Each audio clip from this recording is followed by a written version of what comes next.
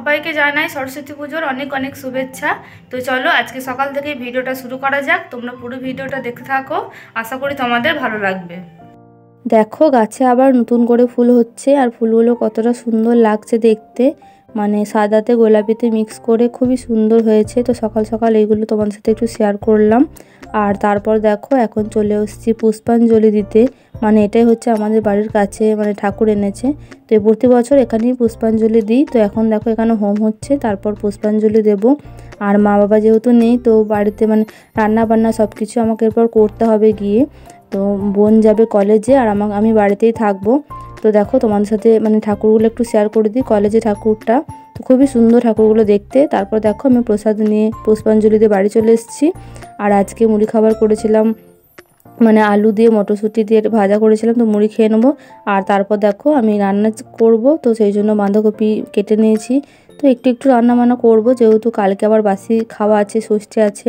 তো দেখো এখানে আমি সব কিছু মানে টমেটো সব কিছু কেটে নিয়েছি। তারপর দেখো তেলে দিয়ে দিলাম টমেটো, আর যেহেতু নিরামিষ রান্না করব, তো সেই জন্য টমেটোটা দিয়ে দিয়েছি। আর মানে আমি রান্না মানে একটু একটু পারি, মানে আগেও বাঁধাকপি তরকারি করেছি, তো আবার আজকে করছি অনেক দিন পর। তো দেখো এখানে সব কিছু একসাথে দিয়ে দিয়েছি মশলাগুলো। তো তারপর মশলাটা একটু মানে হয়ে গেলে তারপর বাঁধাকপিটা দিয়ে দেবো।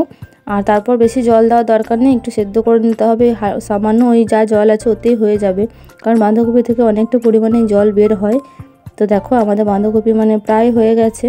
আর আরও অনেক কিছু মানে করবো, এই দুটো ভাজা এরকম কিছু করব, যেহেতু সরস্বতী পুজো বাড়িতে, আর কালকে বাসি আছে ষষ্ঠী ঠাকুরের, তো সেটা মানে আমি করবো না। আর কলাই আছে 5 কলাই, সেটা করতে হবে।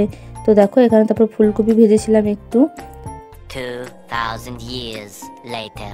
দেখো আমার রান্না বান্না সব কমপ্লিট হয়ে গেছে। তো কী কী করেছি তোমাদের সাথে একটু শেয়ার করি। তো এখানে করেছি বেগুন ভাজা, সিম ভাজা, আর ফুলকপি আলু ভাজা, আর করেছিলাম টমেটো ধনেপাতা দিয়ে মসুরির ডাল, আর ছিল বাঁধাকপি। তো চলো আমরা খেয়ে নিই। আর এই ভিডিওতে দেখানোর মতো কিছুই নেই, আবার পরের দিনে ভিডিওটা তোমাদের সাথে শেয়ার করব। দেখো পরের দিন সকালে, মানে আজকে হচ্ছে ষষ্ঠী, তো ষষ্ঠীর কথা বলা হয়েছিল সকালবেলা। তারপর দেখো ষষ্ঠী মানে যেটা পাতা হয়েছিল, ঠাম্মা এখানে ষষ্ঠী পেতেছিল, তো সেটা একটু তোমাদের সাথে শেয়ার করলাম। আর এখানে দেখো ষষ্ঠীকে মানে বাসি ভাত 5 কলায় যেগুলো করা হয়, তো সেগুলো দেওয়া হয়েছে এখানে। তো তোমরা কে কে ষষ্ঠী পাতো অবশ্যই কমেন্ট করে জানিও। তো সেটা একটু তোমাদের সাথে শেয়ার করলাম। আর তারপর দেখো মানে বাসি ভাত একটুখানি খেয়ে নিয়েছি, খুব একটা ভালো লাগে না খেতে। তো খাওয়ার পরে এখন মানে কুল আর মানে নুন লঙ্কা নিয়ে বসেছি।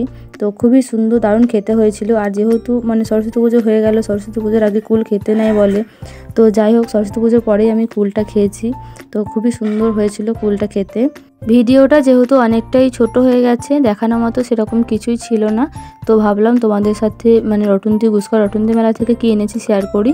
তো দেখো এই ব্যাগটা এনেছি মেলা থেকে, আমার খুব পছন্দ হয়েছে, তোমাদের কেমন লেগেছে অবশ্যই জানিও।